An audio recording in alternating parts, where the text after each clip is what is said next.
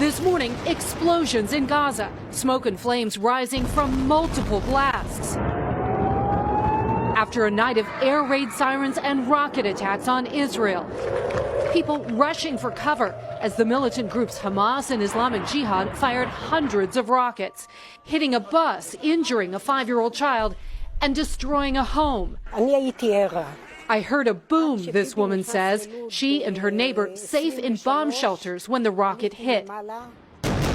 Israel retaliating with airstrikes, bringing down this apartment building. The Israelis saying they warned residents to evacuate.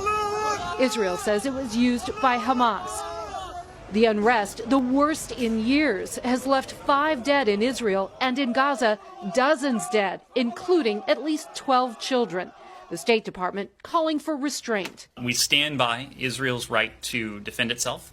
We also stand by the principle that Palestinians deserve the right to live in safety and security. Tensions have been building for weeks, centered on Jerusalem, where Israeli settlers are trying to evict Arab Israelis from homes they've lived in for decades.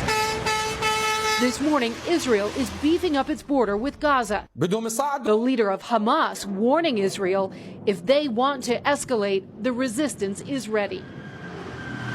And the United Nations Security Council is set to meet privately later today to talk about this escalating conflict and look for any possible way out. But at this point, Savannah, it doesn't look like either side is ready to back down.